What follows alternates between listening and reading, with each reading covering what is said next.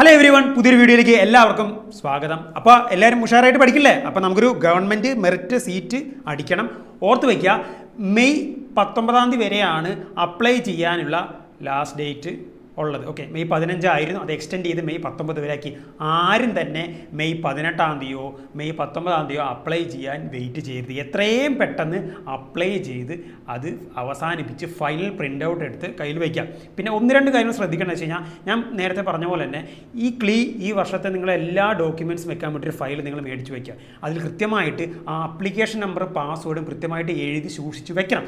കാരണം അത് ഇപ്പം തൊട്ട് അവസാനം അഡ്മിഷൻ വരെ വേണ്ട ഒരു സാധനമാണത്. അപ്പോൾ അത് മിസ്സായി പോരുത്, അവിടെ ഇവിടെ എഴുതി വെച്ച് മിസ്സായി പോരുത്. പിന്നെ അതുപോലെ തന്നെ നിങ്ങൾ ആപ്ലിക്കേഷൻ സമയത്ത് ഒരുപാട് രേഖകൾ അപ്ലോഡ് ചെയ്തിട്ടുണ്ട്, അതിൻ്റെ എല്ലാ ഒറിജിനൽസ് നിങ്ങളുടെ കയ്യിലില്ലേ, അതൊക്കെ കൃത്യമായിട്ട് സൂക്ഷിച്ച് വെക്കണം. കാരണം അഡ്മിഷൻ സമയത്ത് അതെല്ലാം പ്രൊഡ്യൂസ് ചെയ്യണം കോളേജിൽ പോകുമ്പോൾ. ഓക്കെ, അപ്പോൾ അതൊക്കെ സൂക്ഷിച്ച് വെക്കുക. അപ്പോൾ മെയ് 19 ആരും തന്നെ അവസാന ദിവസത്തേക്ക് വെയിറ്റ് ചെയ്ത്, പ്രത്യേക കാരണം വെച്ചാൽ സൈറ്റ് ഹാങ് ആവലും വിഷയങ്ങളൊക്കെ വരും. സോ ഏറ്റവും ലേറ്റസ്റ്റ് ആയിട്ട് നിങ്ങളെല്ലാം ചെയ്ത് ആ ഫൈനൽ പ്രിൻ്റ് ഔട്ട് എടുത്ത് സമാധാനമായിട്ടിരുന്ന് പഠിക്കാം. ഓക്കെ, അപ്പം കഴിഞ്ഞ കുറച്ചധികം ദിവസങ്ങളായി ഒരുപാട് പേര് കമൻസ് ആയിട്ടും പേഴ്സണൽ മെസ്സേജ് ആയിട്ടും ഒക്കെ നമുക്ക് വരുന്നുണ്ട്, മെസ്സേജ് അയക്കുന്നുണ്ട്. ആപ്ലിക്കേഷനായി ബന്ധപ്പെട്ട ഡൗട്ട്സും അതുപോലെ തന്നെ എക്സാമായി ബന്ധപ്പെട്ട ഡൗട്ട്സും പിന്നെ കുറേ ടെൻഷൻ നിറഞ്ഞ കുറേ മെസ്സേജുകൾ. സോ അങ്ങനെ കുറച്ച് മെസ്സേജുകളൊക്കെ ഞാൻ എന്ത് ചെയ്യുന്നുണ്ട്, റിപ്ലൈ കൊടുത്തു. നമുക്ക് എന്നെ കൊണ്ടാവുന്ന രീതിയിലുള്ള എന്താ പറയുക എല്ലാ അഡ്വൈസും കാര്യങ്ങളൊക്കെ ഞാൻ കൊടുക്കുന്നുണ്ട്. ആസ് ഓൾവേസ് എന്നെ സംബന്ധിച്ചോളം എന്താ പറയുക, നമ്മൾ അഡ്വൈസ് കൊടുക്കുക എന്നുള്ളത് നമ്മൾ ഭയങ്കര ഹാപ്പി ആയിട്ടുള്ളൊരു കാര്യമാണ്. കാരണം നമ്മുടെ എഫേർട്ടും കൊണ്ട് ഒരാളുടെ ജീവിതത്തിൽ ചേഞ്ച് ഉണ്ടാകും. അത് എപ്പോഴും നമുക്ക് കാണുമ്പോൾ നമുക്ക് സന്തോഷം തരുന്ന ഒരു ഫാക്ടർ തന്നെയാണ്. I have been doing this for last quite A few years. അപ്പോൾ ഇനിയും അത് ചെയ്യാൻ ഞാൻ ഹാപ്പി ആയിട്ടാണ്. അപ്പോൾ എല്ലാവരും എനിക്ക് വേണ്ടുള്ള സപ്പോർട്ട് തരുന്നിട്ട് ഇനിയും ഇതിൻ്റെ ഇരട്ടിക്ക് സപ്പോർട്ട് എനിക്ക് തരണം. അപ്പോൾ നമ്മൾ ചാനലിലൂടെ ക്ലീ ആസ്പിരൻസിന് വേണ്ടി, ക്ലീ മാത്രമല്ല ഈ വർഷം LLB എൻട്രൻസിന് എല്ലാ കുട്ടികൾക്കും വേണ്ടി ഒരു T10 സീരീസ് നമ്മൾ തുടങ്ങിയിട്ടുണ്ട് ഇല്ലേ. നമ്മളൊരു 10 ക്വസ്റ്റ്യൻസ് നമ്മൾ ഡിസ്കസ് ചെയ്ത് നിങ്ങൾക്ക് ആൻസർ ചെയ്യാൻ ടൈം വരും. ഓക്കെ, അതിനുശേഷം നമ്മൾ സ്കോർ കമൻറ്റ് ചെയ്യലും അതുപോലെ തന്നെ ഒരു ഇൻട്രാക്റ്റീവ് ആയിട്ടുള്ളൊരു 10 ക്വസ്റ്റ്യൻ ഡിസ്കഷൻ വീഡിയോസ് നമ്മൾ ചെയ്യുന്ന പാർട്ട് 1 നമ്മൾ അപ്ലോഡ് ചെയ്തു. അത് നല്ലൊരു സപ്പോർട്ട് എനിക്ക് കിട്ടി. നമ്മൾ പാർട്ട് 2 വീഡിയോസൊക്കെ ആയിട്ട് നമ്മൾ വരുന്നുണ്ട്. അപ്പോൾ എല്ലാവരും സപ്പോർട്ട് ചെയ്യണം. അപ്പോൾ നമുക്ക് കഴിഞ്ഞ കുറച്ച് ദിവസങ്ങളായിട്ട് നമ്മുടെ കുറച്ച് സപ്പോർട്ടേഴ്സ് അയച്ച കുറച്ച് മെസ്സേജുകൾ, അപ്പോൾ അത് എനിക്ക് തോന്നി അതൊരു വീഡിയോ വഴി അനലൈസ് ചെയ്യുകയാണെങ്കിൽ ബാക്കിയുള്ളവർക്കും ഗുണം ചെയ്യും. കാരണം അതൊക്കെ ഒരു ജനറൽ ആയിട്ടുള്ള കുറച്ച് ഡൗട്ട്സുകളാണ്. ഓക്കെ, അത് ഒന്ന് എന്താ പറയുക, ഒരു വീഡിയോയിൽ ഡിസ്കസ് ചെയ്യുകയാണെങ്കിൽ ബാക്കിയുള്ളവർക്ക് എന്ത് ചെയ്യും, ഗുണം ചെയ്യും. അപ്പോൾ നമുക്ക് ആ വീഡിയോസ്, നമുക്ക് ആ കമൻസ് ഒക്കെ ഒന്ന് അനലൈസ് ചെയ്യാം. എന്താണ് ആ കമൻസ് പറയുന്നത്, ആ കമൻസിൻ്റെ ഉള്ള എൻ്റെ ഒരു ഒപ്പീനിയൻസ് എന്ത് ചെയ്യാം, ഞാൻ ഷെയർ ചെയ്യാം. അപ്പോൾ നമുക്ക് ആദ്യം നമ്മുടെ ഒരു സപ്പോർട്ടർ അയച്ചൊരു കമൻറ്റ് നമുക്ക് നോക്കാം. Do videos sir, there are many students who support you.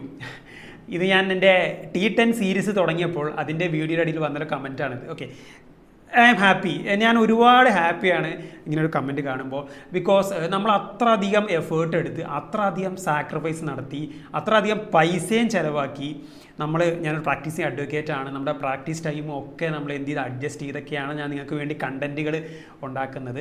അപ്പോൾ നമുക്ക് സപ്പോർട്ട്, ആ ഒരു എന്താ പറയുക, നമ്മൾ എടുക്കുന്ന എഫേർട്ടിന് അതിനൊരു അക്നോളജ്മെൻറ്റ് കിട്ടുക എന്ന് പറയുന്നത് വലിയൊരു കാര്യമാണ്. ഞാൻ ഇനിയും വീഡിയോസൊക്കെ ആയിട്ട് വരുന്നത്. I am very much happy to guide you all. നിങ്ങൾക്ക് വേണ്ടുള്ള അഡ്വൈസും കാര്യങ്ങളൊക്കെ തരുന്നത് ഞാൻ ഒരുപാട് ഹാപ്പി ആയിട്ടുള്ളൊരു പേഴ്സണാണ്. ഓക്കെ, അപ്പോൾ അതൊരു ഹാപ്പി മെസ്സേജാണ്, ഒരു ഹാപ്പി കമൻറ്റാണത്. ഓക്കെ, അപ്പോൾ നമുക്ക് അടുത്ത കമൻറ്റ് നമുക്ക് നോക്കാം. സാർ, ഇന്ന് തൊട്ട് ഇനി പഠിച്ചാൽ ക്ലീ ക്രാക്ക് ചെയ്യാൻ പറ്റുമോ? ഡെഫിനറ്റ്ലി നിങ്ങൾ ക്രാക്ക് ചെയ്യാൻ പറ്റും. ഞാൻ പറഞ്ഞില്ലേ, ഈ കുറച്ച് ദിവസമുള്ളൂ എന്നൊരു പ്രശ്നം. നിങ്ങൾ ആ കുറച്ച് ദിവസമേ ഉള്ളൂ, അല്ലെങ്കിൽ ഇത്ര ദിവസമേ ഉള്ളൂ, 15 ദിവസമേ ഉള്ളൂ, 14 ദിവസമേ ഉള്ളൂ, 10 ദിവസമേ ഉള്ളൂ, ആ നമ്പറൊന്നും നിങ്ങളുടെ മൈൻഡിൽ വെക്കണ്ട. ഓക്കെ, ആ നമ്പറൊന്നും നിങ്ങൾ മൈൻഡിൽ വെക്കണ്ട. നിങ്ങൾക്ക് അടുത്ത മിനിറ്റ് അല്ലെങ്കിൽ അടുത്ത മണിക്കൂർ അല്ലെങ്കിൽ അടുത്ത കുറച്ച് ദിവസങ്ങൾ എങ്ങനെ നിങ്ങൾക്ക് എഫക്റ്റീവായിട്ട് യൂട്ടിലൈസ് ചെയ്യാൻ പറ്റും, അത് മാത്രം നിങ്ങൾ തിങ്ക് ചെയ്താൽ മതി. Don't think about the numbers. 14 ദിവസമുള്ളൂ, 15 ദിവസമുള്ളൂ, 20 ദിവസമുള്ളൂ, 16 ദിവസമുള്ളൂ, ഡോണ്ട് അതൊന്നും പറ്റും നിങ്ങൾ തിങ്ക് ചെയ്യണ്ട. അടുത്ത 1 മിനിറ്റോ അടുത്ത അരമണിക്കൂറോ അടുത്തൊരു 4 മണിക്കൂറോ അല്ലെങ്കിൽ അടുത്തൊരു ദിവസം എങ്ങനെ നിങ്ങൾക്ക് യൂട്ടിലൈസ് ചെയ്യാൻ പറ്റും. ഓക്കെ, അപ്പോൾ നമ്മുടെ തോട്ട്സിൻ്റെ ക്ലാരിറ്റി ഭയങ്കര ക്ലാരിറ്റി ആയിരിക്കണം. അപ്പോൾ നമ്മൾ എന്ത് ചെയ്യണം, നമ്മൾ ഇപ്പോൾ ഉള്ളത് നമ്മുടെ കയ്യിലുള്ള സാധനം എന്ത് ചെയ്യുക, ആ മിനിറ്റുകളും മണിക്കൂറുകളും കൃത്യമായിട്ട് യൂട്ടിലൈസ് ചെയ്യാം. ഓക്കെ, അങ്ങനെ കൃത്യമായിട്ട് യൂട്ടിലൈസ് ചെയ്യാൻ പറ്റുകയാണെങ്കിൽ ഇനിയുള്ള ദിവസമൊക്കെ മതിയെന്നേ. ഈ കുറച്ച് ദിവസമേ ഉള്ളൂ എന്നുള്ള പ്രശ്നം നമ്മുടെ മാത്രം പ്രശ്നമല്ലല്ലോ, ഈ ക്ലീ എഴുതുന്ന എല്ലാവരും ഫേസ് ചെയ്യുന്ന പ്രശ്നം തന്നെയാണ്. എല്ലാവരും ഫേസ് ചെയ്യുന്ന പ്രശ്നം ഞാൻ പറഞ്ഞില്ലേ, ഒരു 90% കുട്ടികളും ക്രാഷ് കോഴ്സ് പഠിച്ച് തന്നെയാണ് ലോ കോളേജിൽ അഡ്മിഷൻസ് നേടുന്നത്. ഈ ഒരു വർഷമായിട്ട് റിപ്പീറ്റ് ചെയ്യുന്ന ഒരു ചെറിയ പെർസെൻറ്റേജ് ആൾക്കാരേ ഉള്ളൂ. ഒട്ടുമിക്ക 90% കുട്ടികളും ക്രാഷ് ബാച്ച് പഠിച്ചിട്ട്. അപ്പോൾ ഇതെല്ലാവരുടെയും പ്രശ്നമാണ്. ഓക്കെ, അപ്പോൾ ഇത് നിങ്ങളുടെ മാത്രം പ്രശ്നമല്ല. സോ ഇത്ര ദിവസമേ ഉള്ളൂ, ക്രാക്ക് ചെയ്യാൻ പറ്റുമോ ഡെഫിനറ്റ്ലി യു ക്യാൻ ക്രാക്ക്, ഒരു ബുദ്ധിമുട്ടില്ല. ബട്ട് ഞാൻ പറഞ്ഞു എന്താണ്, നമ്മൾ ആ കയ്യിലുള്ള പ്രോസസ്സ് അത് കൃത്യമായിട്ട് ചെയ്യാൻ പറ്റുമോ? ഇവിടെ ചെയ്യുന്ന ഡെയിലി നമ്മൾ പറയുന്ന ഡയറക്ഷൻസ്, ഡെയിലി പഠിക്കേണ്ട സബ്ജക്റ്റ് റിവിഷൻ, ക്വസ്റ്റ്യൻ പേപ്പർ, ഇത് ഞാൻ കൃത്യമായിട്ട് ചെയ്യുന്നുണ്ടോ? ആ ഡെയിലി പ്രോസസ്സ് നിങ്ങൾ കൃത്യമായിട്ട് ചെയ്യാൻ പറ്റുമെങ്കിൽ ഡെഫിനറ്റ്ലി ബിഗ് തിങ്സ്. ഞാൻ പറഞ്ഞില്ലേ, നിങ്ങൾക്ക് ഈ ഒരു കുറച്ച് ദിവസങ്ങൾ കൊണ്ട് അല്ലെങ്കിൽ 2-3 ആഴ്ച കൊണ്ട് നിങ്ങൾക്ക് ഈ പഠിച്ച് നേടാൻ പറ്റിയ നിങ്ങൾക്ക് ലൈഫ് ലോങ് അത് എന്താ പറയുക, ഒരു വലിയൊരു ഫീറ്റ് ആയിരിക്കും നിങ്ങൾക്ക് ഇല്ലേ? നിങ്ങൾക്ക് നിങ്ങളോട് ബാക്കിയുള്ളവർ പറയാം, ഞാനേ 3-4 ആഴ്ച കൊണ്ട് പഠിച്ച് ലോ കോളേജിൽ കയറിയ ഗവൺമെൻറ് കോളേജിൽ കയറിയ വ്യക്തിയാണ് എന്ന് നിങ്ങൾക്ക് പറയാം, നിങ്ങൾ അഹങ്കാരത്തോടെ തന്നെ പറയാം ഇല്ലേ? അപ്പോൾ അതൊരു ചലഞ്ചായിട്ട് ഏറ്റെടുക്കുക. അതൊരു ടെൻഷൻ അടിക്കാനുള്ള ഒരു ഫാക്ടറായിട്ട് എനിക്ക് തോന്നുന്നില്ല, അത് അതിൻ്റെ ആവശ്യമില്ല. അതൊരു ചലഞ്ചായിട്ട് ഏറ്റെടുത്ത് ഒരു വെല്ലുവിളിയായിട്ട്, നമ്മുടെ ലൈഫ് എന്ന് പറയുന്നത് വെല്ലുവിളികൾ നിറഞ്ഞതാണ് ഇല്ലേ? നിങ്ങൾ ഇപ്പോൾ ഒട്ടുമിക്ക ആൾക്കാർ 17-18 വയസ്സൊക്കെ ആയിട്ടുള്ളൂ. അപ്പോൾ വെല്ലുവിളികൾ നിങ്ങൾ അറിഞ്ഞിട്ടില്ല, ഈ വെല്ലുവിളികൾ വരാൻ പോകുന്നതേ ഉള്ളൂ. സോ ഗൈസ്, അതൊരു ചലഞ്ചായിട്ട് ഏറ്റെടുക്കുക, ചലഞ്ചസ് ഏറ്റെടുക്കുക, മിഷൻസ് ഏറ്റെടുക്കുക, അത് സക്സസ്ഫുൾ ആയിട്ട് കംപ്ലീറ്റ് ചെയ്യുക. That's all. ലൈഫ് എന്ന് പറയുന്നത് ആ ഒരു മിഷൻസ് ഏറ്റെടുത്ത് നമ്മൾ എന്ത് ചെയ്യുക, ആ ജേണിയുടെ ഉള്ള ഒരുപാട് ഫെയിലിയേഴ്സും അതുപോലെ തന്നെ പിന്നോട്ട് വലിക്കുന്ന ഒരുപാട് തോട്ട്സ് ഉണ്ട്. ബട്ട് അൾട്ടിമേറ്റ്ലി നമ്മുടെ എയിം എന്താണ്? നമ്മുടെ മിഷൻ കംപ്ലീറ്റ് ചെയ്യുക, എന്ത് ചെയ്യുക, നമ്മുടെ മിഷൻ എന്താ? പഠിക്കുക, എൻട്രൻസ് ക്രാക്ക് ചെയ്യുക, ഗവൺമെൻറ് മെറിറ്റ് സീറ്റ് നേടുക. ഓക്കെ, ആ 360 സീറ്റിൻ്റെ ഉള്ളിൽ വരിക, അല്ലെങ്കിൽ ആ 480 സീറ്റിൻ്റെ ഉള്ളിൽ വരിക. അതാണ് നമ്മുടെ എയിം എന്നാണ്. സോ തോട്ട്സ് എപ്പോഴും ക്ലാരിറ്റി ആയിരിക്കണം. ഓക്കെ, ഇനി അടുത്ത കമൻറ്റ് നമുക്ക് നോക്കാം. നമുക്ക് പ്രിപ്പയർ ചെയ്യുമ്പോൾ ഇപ്പോൾ BNSഉം IPCയും പഠിക്കണം. ഞാൻ നേരത്തെ പല വീഡിയോസിലായി പറഞ്ഞിട്ടുണ്ട്, എൻട്രൻസ് കമ്മീഷണർ കൃത്യമായിട്ട് ക്ലാരിഫിക്കേഷൻ തന്നിട്ടില്ല. BNS പഠിച്ചാൽ മതിയെന്നോ IPC പഠിച്ചാൽ മതിയെന്നോ, അതോ രണ്ടും പഠിക്കണം, അങ്ങനെയൊന്നും തന്നില്ല. അപ്പോൾ അങ്ങനെ ഒരു ക്ലാരിഫിക്കേഷൻ ഇല്ലാത്തോളം കാലം നമ്മൾ രണ്ടും പഠിക്കാം. അതൊരു വലിയൊരു ടാസ്ക്കായിട്ട് നിങ്ങൾ നോക്കണ്ട. കാരണം എന്ന് വെച്ച് കഴിഞ്ഞാൽ IPCയിൽ പറയുന്ന 90% കാര്യങ്ങളും അതേപടി BNSൽ റിട്ടേൺ ചെയ്തിട്ടുണ്ട്. സെക്ഷൻ്റെ നമ്പർ മാത്രമേ മാറിയിട്ടുള്ളൂ.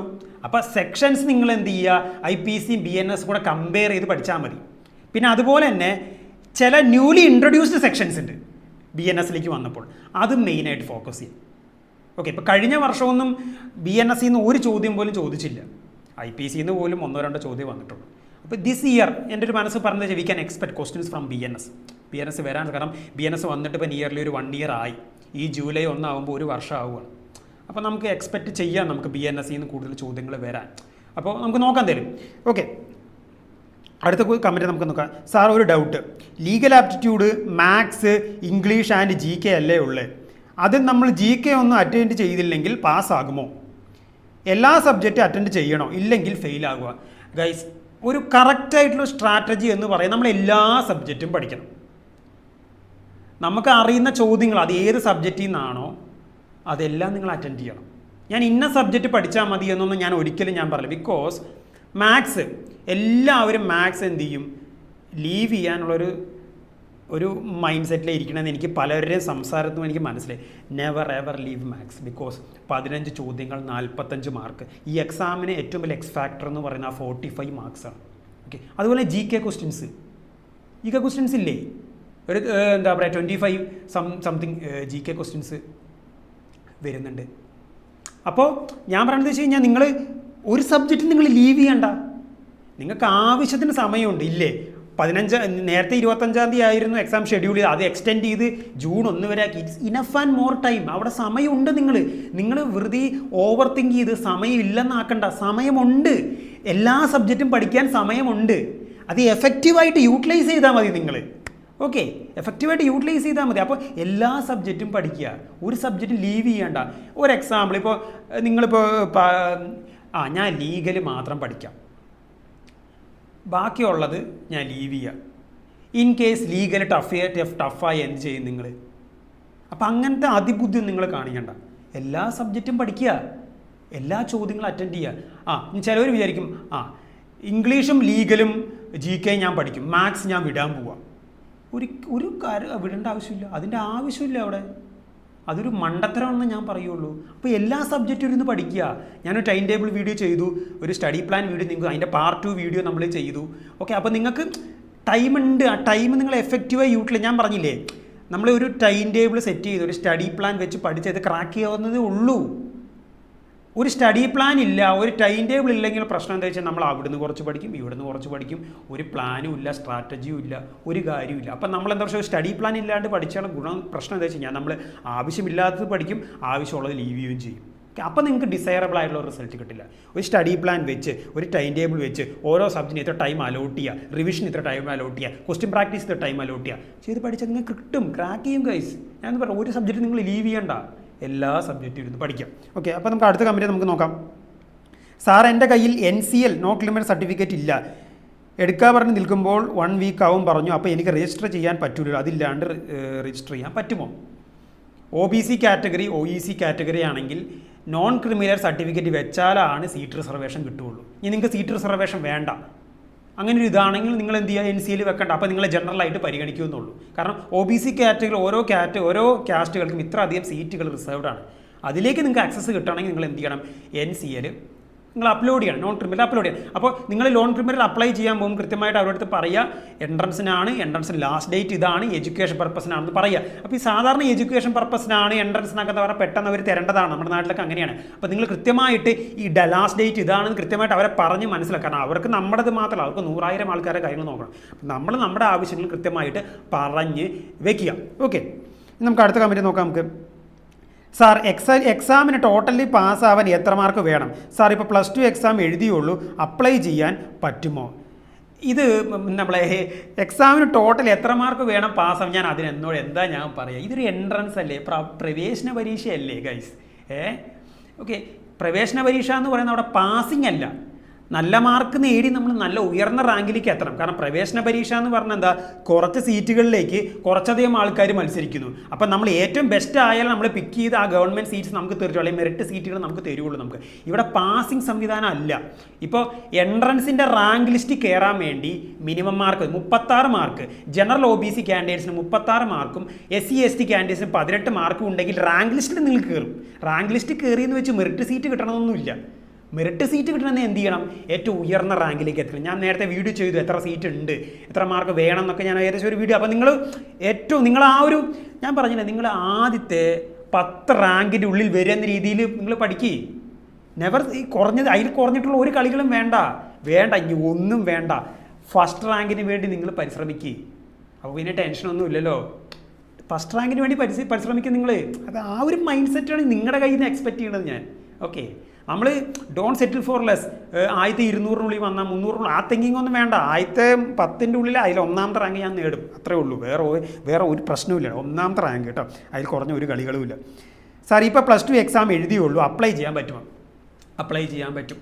നമ്മുടെ എൻട്രൻസ് അപ്ലൈ നമുക്ക് സ്ക്രീനിൽ കാണാൻ പറ്റും. നമ്മുടെ സ്റ്റെപ്പ് 2-ൽ അക്കാദമിക് ഡീറ്റെയിൽസ് എന്ന് പറഞ്ഞൊരു സെക്ഷൻ വരും. ഓക്കെ, അതിൽ നിങ്ങൾ അപ്പിയർഡ് എന്ന് പറഞ്ഞ് കൊടുത്താൽ മതി. എന്നിട്ട് നിങ്ങൾ അഡ്മിഷൻ സമയത്ത് എല്ലാ രേഖകളും പ്രൊഡ്യൂസ് ചെയ്യാൻ മതി. ഇനി ഇൻ കേസ് പലതരം ആൾക്കാരുണ്ട്. ഡിഗ്രി സപ്ലി ഉണ്ട്, സപ്ലി എക്സാം അടുത്ത മാസം നടക്കുകയുള്ളൂ. ഡിഗ്രി റിസൾട്ട് വരാനുണ്ട് സാർ, വന്നിട്ടില്ല. +2 റിസൾട്ട് വന്നിട്ടില്ല സാർ.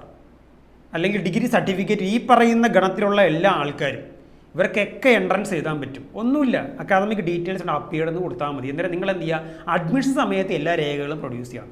അഡ്മിഷൻ സമയത്ത് സകലമാന രേഖകളും പ്രൊഡ്യൂസ് ചെയ്യണം. അപ്പോൾ നിങ്ങളൊന്ന് ഇപ്പോൾ ഡിഗ്രി സപ്ലി എഴുതാൻ നിൽക്കുന്നവരും, ഫൈനൽ സെമ്മിൽ സപ്ലി എഴുതാൻ നിൽക്കുന്നവരും, ഡിഗ്രി മാർക്ക് ലിസ്റ്റ് കയ്യിൽ കിട്ടാത്തവരും ഒക്കെ എന്ത് ചെയ്യണം, നിങ്ങളുടെ മൈൻഡിൽ ഉണ്ടാവണം, ഇപ്പം ഞാൻ എൻട്രൻസ് ചെയ്താൽ അതിന് കുഴപ്പമില്ല, എൻട്രൻസ് അപ്ലൈ ചെയ്യണമെങ്കിൽ നിങ്ങളുടെ റിസൾട്ട് വേണമെന്ന് നിർബന്ധമൊന്നുമില്ല. ഓക്കെ, നിർബന്ധമൊന്നുമില്ല. അപ്പോൾ അഡ്മിഷൻ സമയത്ത് ഈ രേഖകളെല്ലാം നിങ്ങളുടെ കയ്യിൽ കിട്ടുമോ എന്നുള്ളത് ഉറപ്പ് വരുത്തണം. അഡ്മിഷൻ എപ്പോഴാണെന്നൊന്നും പറയാൻ പറ്റില്ല. ജൂൺ 1-ന് എക്സാം നടക്കുകയാണെങ്കിൽ മോസ്റ്റ് പ്രോബബ്ലി ജൂലൈയിലൊക്കെ ആയിട്ട് അഡ്മിഷൻ നടക്കുന്നതാണ് എൻ്റെ ഒരു മനസ്സ് പറയും. നമ്മളതിൻ്റെ അപ്ഡേറ്റ്സും കാര്യങ്ങളൊക്കെ ആയിട്ട് വരുന്നുണ്ട്. നമുക്ക് അപ്പോൾ ഒരു ജൂൺ അവസാനമൊക്കെ ആകുമ്പോഴേക്കും, ജൂൺ പകുതി ജൂൺ അവസാനമൊക്കെ ആകുമ്പോഴേക്കും സർട്ടിഫിക്കറ്റ്സ് നിങ്ങളുടെ കയ്യിലേക്ക് കിട്ടുന്ന രീതിയിലുള്ള വർക്ക് നിങ്ങൾ എടുക്കുക, അതിനുള്ള നടപടികൾ നിങ്ങൾ എടുക്കുക. ഓക്കെ സാർ, എനിക്ക് 30 വയസ്സുണ്ട്, +2 ആണ് ക്വാളിഫിക്കേഷൻ. ഈ വർഷം LLB ചെയ്യണമെന്നുണ്ട്. ഈ പ്രായത്തിൽ LLB പഠിക്കാൻ എളുപ്പമായിരിക്കുമ്പോൾ? മലയാളം മീഡിയമാണ് പഠിച്ചതല്ല. ഈ അവസാനം പറഞ്ഞ മലയാളം മീഡിയം ഗൈസ്, ഈ മലയാളം മീഡിയം ഇംഗ്ലീഷ് മീഡിയം അതിൽ അങ്ങനെയൊന്നുമില്ല. യെസ്, ലീഗൽ പ്രൊഫഷന് ഇംഗ്ലീഷ് പ്രൊഫഷൻസി ഇമ്പോർട്ടൻ്റ് ആണ്, അത് ഇല്ലെന്ന് ഞാൻ പറയുന്നില്ല. ഇംഗ്ലീഷിലുള്ള പ്രാവണ്യം, വക്കീൽ എന്ന ഫീൽഡിൽ വക്കീലായിട്ട് നിങ്ങൾ വിജയിക്കണമെങ്കിൽ ഇംഗ്ലീഷ് ഹാൻഡ്ലിംഗ് വേണം. അതില്ലെന്നൊന്നും ഞാൻ പറയുന്നില്ല. ഇംഗ്ലീഷ് പ്രൊഫഷൻസി കാര്യമായിട്ട് വേണം. ഓക്കെ, നല്ല ഇപ്പോൾ ഹൈക്കോർട്ടിലൊക്കെ പ്രാക്ടീസ് ചെയ്യുകയാണെങ്കിൽ നമുക്ക് എന്ത് ചെയ്യണം, ഇംഗ്ലീഷ് കാര്യമായിട്ട് നമ്മൾ അറിഞ്ഞിരിക്കണം. ഓക്കെ, അപ്പോൾ അതില്ലെന്ന് പറയുന്നില്ല. അത് മലയാളം മീഡിയം പഠിച്ചുകൊണ്ട് ഇംഗ്ലീഷിൽ എനിക്ക് സ്കില്ലില്ലെന്നും പറയുന്നു, അതിനോടൊന്നും ഞാൻ യോജിക്കുന്നില്ല ഗൈസ്. എന്തുണ്ടെങ്കിലും നമുക്ക് പഠിച്ചെടുക്കാവുന്നതേ ഉള്ളൂ. ഇംഗ്ലീഷിൽ നമ്മൾ വീക്കാണെങ്കിൽ നമ്മൾ എന്ത് ചെയ്യുക, ഇംഗ്ലീഷ് ബുക്സ് റീഡ് ചെയ്യുക, എന്ത് ചെയ്യുക, അതിൻ്റെ കാര്യങ്ങൾ നമ്മൾ പ്രാക്ടീസ് ചെയ്ത് കഴിഞ്ഞാണ് നമ്മൾ എന്ത് ചെയ്യുന്നത്, എന്തും നമ്മൾ സ്കില്ല് നമ്മൾ ഇതാക്കുന്നത്. ഇംഗ്ലീഷ് നിങ്ങൾ വീക്കാണെങ്കിൽ അത് വർക്ക് ചെയ്യുക. ആ വീക്ക്നെസ് എന്താണ് അതിൽ വർക്ക് ചെയ്ത് ഇമ്പ്രൂവ്. മലയാളം മീഡിയം പഠിച്ചുകൊണ്ട് നിങ്ങൾ ഇംഗ്ലീഷിൽ വീക്കാവും, അല്ലെങ്കിൽ മലയാളം മീഡിയം പഠിച്ചുകൊണ്ട് എനിക്ക് LLB പഠിക്കാൻ പറ്റില്ല, അങ്ങനെ ഒരു സംഭവമൊന്നുമില്ല. എൻ്റെ ക്ലാസ്സിൽ മലയാളം മീഡിയം പഠിച്ച എത്രയോ പിള്ളേരുണ്ടായിരുന്നു. അവരൊക്കെ ഇപ്പോൾ പാസ്സായി, അവർ നല്ല വൃത്തിക്ക് അവർ പല കോടതികളിൽ അവർ നല്ല അടിപൊളിയായിട്ട് പ്രാക്ടീസ് ചെയ്യുന്നവരുണ്ട്. അപ്പോൾ മലയാളം മീഡിയം ഇംഗ്ലീഷ് മീഡിയം അങ്ങനത്തെ ഒരു സാധനമൊന്നുമില്ല. അതൊക്കെ നമുക്ക് ഇംഗ്ലീഷൊക്കെ നമുക്ക് പഠിച്ചെടുക്കാവുന്നേ ഉള്ളൂ. നല്ലപോലെ റീഡ് ചെയ്ത് നമ്മൾ പ്രാക്ടീസ് ചെയ്ത് പഠിച്ചെടുക്കാവുന്ന ഇംഗ്ലീഷൊക്കെ സ്കില്ല് നമ്മൾ എന്ത് ചെയ്യും, നമ്മൾ ലോ കോളേജ് ചേർന്ന് കഴിഞ്ഞാൽ ഒരു 3 കൊല്ലം 5 കൊല്ലം കൊണ്ടൊക്കെ നമ്മൾ എന്ത് ചെയ്യും, നമ്മൾ അത്യാവശ്യം വിചാരിച്ചാൽ നമുക്ക് എന്ത് ചെയ്യും, ആ സ്കില്ല് നമുക്ക് ഡെവലപ്പ് ചെയ്തെടുക്കാൻ, ഇംഗ്ലീഷിലുള്ള ആ സ്കിൽസ് നമുക്ക് ഡെവലപ്പ് ചെയ്ത് എടുക്കാവുന്നതേ ഉള്ളൂ. ഓക്കെ, അതൊന്നും ബാലി കയറാൻ മലയൊന്നുമല്ല. ഞാൻ മലയാളം മീഡിയം പഠിച്ചു അതുകൊണ്ട് എനിക്കിതൊന്നും പറ്റില്ല, അതൊക്കെ ദാറ്റ് ഇസ് സം എക്സ്ക്യൂസ്. അത് വെറും എക്സ്ക്യൂസുകളാണ്, നമ്മളെ പിന്നോട്ട് വലിക്കുന്ന കുറച്ച് എക്സ്ക്യൂസുകളാണ്, വെറും എക്സ്ക്യൂസുകളാണ്. അതൊന്നും നിങ്ങൾ മൈൻഡിൽ വെക്കേണ്ട. നമ്മളെക്കൊണ്ട് വിചാരിച്ചാൽ നടക്കാത്ത കാര്യങ്ങളൊന്നുമില്ല, ഇല്ലേ, ഒന്നും നടക്കാത്തൊന്നുമില്ല. നമ്മളെക്കൊണ്ട് വിചാരിച്ച എല്ലാം നടക്കും. എന്ത് സ്കില്ലും നമുക്ക് അക്യൂർ ചെയ്യാൻ പറ്റും. ഒന്നുമില്ല, നമുക്കൊരു മൈൻഡ് സെറ്റ് വേണം എന്നുള്ള ഒരൊറ്റ, എന്നെക്കൊണ്ട് പറ്റും, ആ ഒരു മൈൻഡ് സെറ്റ് വേണം എന്നുള്ള ഇത് മാത്രമേ ഉള്ളൂ. പിന്നെ 30 വയസ്സ് നിലവിൽ LLB പഠിക്കാൻ ഏജ് ലിമിറ്റ് ഒന്നുമില്ല. 5 ഇയർ LLB ആയിക്കോട്ടെ, 3 ഇയർ LLB, നിലവിൽ ഏജ് ലിമിറ്റ് ഒന്നുമില്ല. ആർക്ക് വേണമെങ്കിലും ഏത് പ്രായത്തിലുള്ളവർക്ക് വേണമെങ്കിലും LLB എൻട്രൻസ് എഴുതാൻ പറ്റും. ഓക്കെ, അടുത്ത കമൻറ്റ് നമുക്ക്, സാർ പ്രൈവറ്റ് കോളേജിൽ ഭാരത് മാത കിട്ടാൻ എത്ര മാർക്ക് വേണ്ടി വരും? ഓക്കെ, നമ്മൾ അതിനെപ്പറ്റിയുള്ള വീഡിയോസ് നമ്മൾ വരുന്നുണ്ട്. നമ്മൾ എത്ര ഓരോ കഴിഞ്ഞ വർഷത്തെ കണക്ക് വെച്ചൊക്കെ ഞാൻ പറഞ്ഞുതരാം. അത് നമ്മൾ വീഡിയോസും കാര്യങ്ങളൊക്കെ വരുന്നുണ്ട്. സാർ എനിക്ക് കോൺസ്റ്റിറ്റ്യൂഷൻ എത്ര പഠിച്ചിട്ടും ഓർമ്മയിൽ നിൽക്കുന്നില്ല, എന്തെങ്കിലും ടിപ്സ് പറഞ്ഞു തരാമോ? ഈ ഓർമ്മയിൽ നിൽക്കുന്നില്ല, മറക്കുന്നു എന്നുള്ളത് എല്ലാവരും നേരിടുന്ന പ്രശ്നമാണ്. ഈ കേരള ലോ എൻട്രൻസ് എഴുതുന്ന എല്ലാ കുട്ടികളും നേരിടുന്ന പ്രശ്നമാണ് ഓർമ്മയിൽ നിൽക്കുന്നില്ല. അത് നമ്മുടെ മാത്രം പ്രശ്നമല്ല. കാരണം നമ്മൾ ആരും റോബോട്ടുകളൊന്നുമല്ല. നമ്മൾ തൗസൻഡ്സ് ഓഫ് ഫാക്ട്സ് നമ്മൾ പഠിക്കുന്നുണ്ട്, ഇല്ലേ? നിങ്ങൾ എത്ര സബ്ജക്റ്റ് പഠിക്കുന്നില്ല, എത്ര കാര്യങ്ങൾ പഠിക്കുന്നുണ്ട്. ഒരു സാധനം പഠിക്കാൻ മറ്റേ കാര്യം മറന്നു പോകുക എന്നുള്ള വളരെ നോർമലായിട്ടുള്ള ഒരു കാര്യമാണ്. അപ്പം മറവിനെ മറികടക്കാൻ നിങ്ങൾ എന്താ ചെയ്യണം? ഞാൻ പറഞ്ഞു, റിവിഷൻ, ദാറ്റ് ഇസ് ഹാക്ക്. അതാണ് നിങ്ങൾ ചെയ്യേണ്ടത്, റിവിഷൻ, കണ്ടിന്യൂസ് റിവിഷൻ. നിങ്ങൾ എന്ത് ചെയ്യണം? നിങ്ങൾ പഠിക്കുന്നുണ്ടെങ്കിൽ അതിന് സിഗ്നിഫിക്കൻ്റ് എമൗണ്ട് മുന്നേ പഠിച്ച കാര്യങ്ങൾ റിവൈസ് ചെയ്യാൻ നിങ്ങൾ യൂസ് ചെയ്യണം. ആ റിവിഷൻ കൊണ്ടാണ് നമ്മൾ എന്ത് ചെയ്യുന്നുണ്ട്, നമ്മൾ ഈ മറവിനെ മറികടക്കണം. അപ്പോൾ കണ്ടിന്യൂസ് റിവിഷൻ, റിവൈസ് ചെയ്യുക. ഓക്കെ, അടുത്ത് നമുക്ക് നോക്കാം. സാർ LLB കേരളത്തിൽ പഠിക്കണോ അതോ കർണാടകത്തിൽ പഠിക്കണോ, അതോ ഏതാ നല്ലത്? ഗൈസ്, LLB ഇപ്പോൾ എവിടെ പഠിച്ചാലും LLB തന്നെയാണ്. അതിപ്പോൾ ഞാൻ പറഞ്ഞില്ല, കർണാടക ഒക്കെ ഒരുപാട് ഫേക്ക് ആയിട്ടുള്ള ഇൻസ്റ്റിറ്റ്യൂഷൻസ് ഉണ്ട്, ഫേക്ക് ആയിട്ടുള്ള ലോ കോളേജസ് ഉണ്ട്. അപ്പോൾ കേരളത്തിന് പുറത്ത് പോയി പഠിക്കുമ്പോൾ പ്രത്യേകം ശ്രദ്ധിക്കേണ്ടത് വെച്ച് കഴിഞ്ഞാൽ ആ കോളേജ് ബാർ കൗൺസിലായിട്ട് അഫിലിയേറ്റഡ് ആണോ, അല്ലെങ്കിൽ ആ യൂണിവേഴ്സിറ്റി ബാർ കൗൺസിലായിട്ട് അഫിലിയേറ്റഡ് ആണോ. അങ്ങനെ അഫിലിയേറ്റഡ് ആയുള്ള കോളേജിൽ പഠിച്ചാൽ മാത്രമേ നമുക്ക് വക്കീലായിട്ട് എൻറോൾ ചെയ്യാൻ പറ്റുള്ളൂ. അപ്പോൾ കേരളത്തിൻ്റെ പുറത്ത് ഒരുപാട് തട്ടിപ്പുകളുണ്ട്. ഈ പ്രത്യേകിച്ച് ഈ LLB അഡ്മിഷൻസിൽ പലരും എന്നെ വിളിച്ചു ചോദിക്കുകയാണ്, സാർ ക്ലാസ്സിലൊന്നും പോകണ്ട, വെറുതെ പൈസ മാത്രം അയച്ചു കൊടുത്താൽ മതി, അങ്ങനെ LLB തരുമെന്ന് പറഞ്ഞ് കുറേ പേര് സമീപിച്ചു. ഞാൻ പറയുന്നു, ഒരുപാട് തട്ടിപ്പ് ഇതിൻ്റെ പിന്നിലുണ്ട്. കാരണം ലക്ഷങ്ങളുടെ കളികളാണ് ഇതൊക്കെ. അപ്പോൾ നിങ്ങളൊരു പുറത്തൊക്കെ കേരളത്തിലാണെങ്കിൽ ആ പ്രശ്നങ്ങളൊന്നുമില്ല. കേരളത്തിലുള്ള അത്യാവശ്യം എല്ലാ കോളേജുകളും ബാർ കൗൺസിൽ അഫിലിയേറ്റഡ് ആണ്. കേരളത്തിന് പുറത്ത് പോകുമ്പോൾ പ്രത്യേകം ശ്രദ്ധിക്കണം, ആ കോളേജോ ആ യൂണിവേഴ്സിറ്റിയോ ബാർ കൗൺസിൽ അഫിലിയേറ്റഡ് ആണോ എന്ന് പ്രത്യേകം ശ്രദ്ധിക്കണം. അവിടെ ഇങ്ങനെ ഉണ്ടെങ്കിൽ മാത്രമേ എന്ത് ചെയ്യുള്ളൂ, അവിടെ അഡ്മിഷൻ എടുക്കാൻ പാടില്ല. അല്ലെങ്കിൽ നിങ്ങൾ എന്ത് ചെയ്യും, 5 കൊല്ലം 3 കൊല്ലം പഠിച്ചത് വെറുതെ ആവും, അവസാനം എൻറോൾ ചെയ്യാൻ പറ്റില്ല. വെറുതെ പട്ടിക്ക് മുഴുവൻ തേങ്ങ കിട്ടിയ ഒരു LLB ഡിഗ്രി ആവും. ഓക്കെ, അടുത്ത കമൻറ്റ് നമുക്ക്. സാർ ഞാൻ ഈ കൊല്ലം ക്ലീക്ക് വേണ്ടി പ്രിപ്പയർ ചെയ്യുവാണേ, ഇപ്പോഴാണ് ശ്രദ്ധിക്കണേ എക്സാം CBT ആണെന്ന്. അപ്പം മാത്സ് ആൻഡ് കാൽക്കുലേഷനൊക്കെ ചെയ്യാൻ മൈൻഡിൽ ചെയ്യേണ്ടി വരുമോ, അതോ പേപ്പർ പെൻ വല്ല അലൗഡ് ആണോ? ഗൈസ്, നമ്മുടെ എൻട്രൻസ് എന്ന് പറയുന്നത് കമ്പ്യൂട്ടർ ബേസ്ഡ് ടെസ്റ്റാണ്. പേപ്പർ പെൻ OMR എക്സാം അല്ല, പേപ്പർ OMR എക്സാം അല്ല. കമ്പ്യൂട്ടറിലൂടെയാണ് നമ്മൾ എന്ത് ചെയ്യുന്നത്, എക്സാം അറ്റൻഡ് ചെയ്യേണ്ടത്. അത് നിങ്ങൾ വെറിയിടാവൊന്നും വേണ്ട. അവിടെ എക്സാം സെൻറ്ററിൽ പോയി കഴിഞ്ഞാൽ, അത് നോർമലി ഒരു എഞ്ചിനീയറിംഗ് കോളേജ് ആയിരിക്കും മോസ്റ്റ് പ്രോബബ്ലി. ആ എഞ്ചിനീയറിംഗ് കോളേജിൽ പോയി കഴിഞ്ഞാൽ അവിടെ നിങ്ങൾക്ക് ഡെമോ ടെസ്റ്റ് തരും. നിങ്ങൾക്ക് മെയിൻ എക്സാം തുടങ്ങുന്നതിന് മുന്നേ ഡെമോ ടെസ്റ്റൊക്കെ തരും നിങ്ങൾക്ക്. അപ്പോൾ നിങ്ങൾക്ക് മനസ്സിലാവും. ഇനിയിപ്പോൾ ആദ്യമായിട്ട് കമ്പ്യൂട്ടർ എക്സാം എഴുതാൻ പോകുന്നവരൊക്കെ ഉണ്ട്, മിക്കതും +2 കഴിഞ്ഞ് വരുന്ന 5 ഇയർ പിള്ളേർ. അപ്പോൾ അവർക്ക് ടെൻഷൻ ഉണ്ടാവും, ഈ കമ്പ്യൂട്ടർ എക്സാം എങ്ങനെ. അപ്പോൾ അതിനെപ്പറ്റിയുള്ള വെറീസൊന്നും നിങ്ങൾക്ക് ഇപ്പോൾ വേണ്ട. നിങ്ങളിപ്പോൾ ഇരുന്ന് സബ്ജക്റ്റ് പഠിക്കുക, അതൊക്കെ പിന്നീടുള്ള കാര്യങ്ങളാണ്. ദാറ്റ്സ് പിന്നീടുള്ള കാര്യങ്ങൾ. അപ്പോൾ അവിടെ എക്സാമിന് പോകും, മെയിൻ എക്സാം തുടങ്ങുന്നതിന് നിങ്ങൾക്ക് ഡെമോ ടെസ്റ്റൊക്കെ തരും. നിങ്ങൾക്ക് എങ്ങനെയാണ് ഈ CBT എങ്ങനെയാണ്, കമ്പ്യൂട്ടർ ബേസ്ഡ് ടെസ്റ്റ് എങ്ങനെയാണെന്നുള്ള ഡെമോ ടെസ്റ്റ്. പിന്നെ അതുപോലെ തന്നെ അവിടെ ഇൻവിജിലേറ്റർ ഉണ്ട്. നിങ്ങൾക്ക് എന്ത് ഡൗട്ട് ഉണ്ടെങ്കിൽ നിങ്ങൾക്ക് അപ്പം തന്നെ എന്ത് ചെയ്യാം, ഇൻവിജിലേറ്ററുടെ അടുത്ത് എന്ത് ചെയ്യാൻ പറ്റും, നിങ്ങൾക്ക് ചോദിച്ച കാര്യങ്ങളൊക്കെ എന്ത് ചെയ്യാം, ക്ലിയർ ചെയ്യാൻ പറ്റും. അതിൻ്റെ പ്രശ്നങ്ങളും ടെസ്റ്റിന് ടെൻഷൻസും വെറീസ് ഒന്നും വേണ്ട. പിന്നെ മാത്സ് കാൽക്കുലേഷൻ ചെയ്യാനൊക്കെ നിങ്ങൾക്ക് അവിടെ നിന്ന് തന്നെ എക്സാം ഹോളിൽ നിന്ന് തന്നെ നിങ്ങൾക്ക് എന്ത് ചെയ്യുക, നിങ്ങൾക്ക് സ്പെയർ ഷീറ്റും അതുപോലെ പേനയും കാര്യങ്ങളൊക്കെ തരും നിങ്ങൾക്ക്. അപ്പോൾ നിങ്ങളൊന്നും കൊണ്ടുപോകണ്ട, അവിടെ നിന്ന് തന്നെ നിങ്ങൾക്ക് എല്ലാ സാധനങ്ങളും ചുമ്മാ നിങ്ങൾ പോയി അവിടെ ഇരുന്ന് പരീക്ഷ അറ്റൻഡ് ചെയ്താൽ മാത്രം മതി. വേറെ കയ്യിൽ സ്മാർട്ട് വാച്ചുകളോ ഒന്നും കൊണ്ടുപോകാൻ പറ്റില്ല. അങ്ങനെ ഇലക്ട്രോണിക് ആയിട്ടുള്ള ഒരു ഐറ്റംസ് നിങ്ങളുടെ കയ്യിൽ വെക്കാൻ. അപ്പോൾ അതിനെപ്പറ്റിയൊക്കെ നമ്മൾ ഇനി വീഡിയോസ് നമ്മളിനി വരുന്നുണ്ട്. ഓക്കെ, അടുത്ത കമൻറ്റ് നമുക്ക്. ഹലോ സാർ, ഞാൻ +2 കഴിഞ്ഞിരിക്കുകയാണ്. എനിക്ക് ക്ലിയർ എക്സാമിനെ കുറിച്ച് എന്താ എങ്ങനെയൊന്നും അറിയത്തില്ല. എനിക്ക് പ്രോപ്പറായിട്ട് ബേസ് തൊട്ട് എല്ലാത്തിനെ പറ്റി പറയാമോ, അതുപോലെ ക്ലാസ്സസ് ഇടാമോ? ഇനി മുതൽ പഠിച്ച് തുടങ്ങിയാൽ പോസിബിളാണ്? ഡെഫിനറ്റ്ലി പോസിബിളാണ്, ഒരു ബുദ്ധിമുട്ടില്ല. ഓക്കെ സാർ, എന്നെ കൊണ്ട് പറ്റും. എനിക്ക് കറക്റ്റായിട്ട് സ്റ്റഡി പ്ലാൻ ടോപ്പിക്സും ഒക്കെ പറഞ്ഞ് ഗൈഡ് ചെയ്യുമോ? ഇപ്പോൾ ഏതൊക്കെ ടോപ്പിക്കുകളാണ്, സ്റ്റഡി പ്ലാൻ എന്താ, എന്തൊക്കെയാണ് പഠിക്കേണ്ടത്, അതൊക്കെ നമ്മുടെ ചാനലിൽ കൃത്യമായിട്ട് ഞാൻ വീഡിയോസ് ചെയ്തിട്ടുണ്ട്.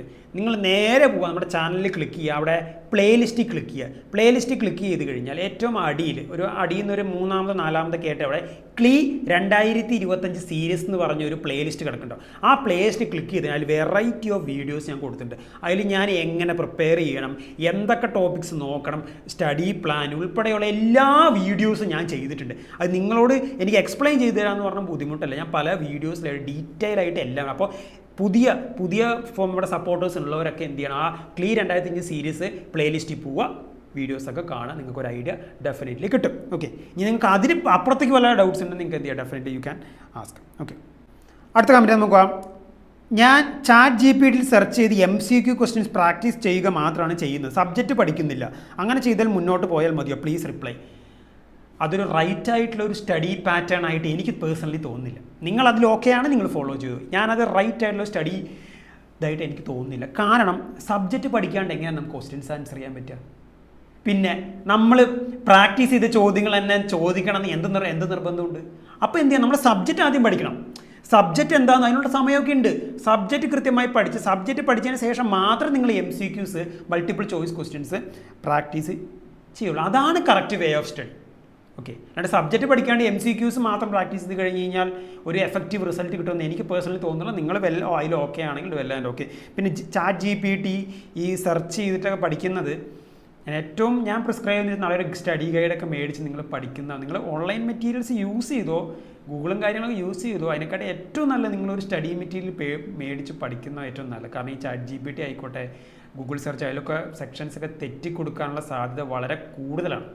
അപ്പോൾ ഒരു ഗൈഡ് മേടിച്ച് നിങ്ങൾ പഠിക്കുന്നതാണ് ഏറ്റവും നല്ലതെന്നാണ് ഞാൻ പറഞ്ഞത്. ChatGPTയിലൊക്കെ അതൊക്കെ എന്താ പറയുക, അതൊക്കെ സെർച്ച് എൻജിൻസ് അല്ലേ.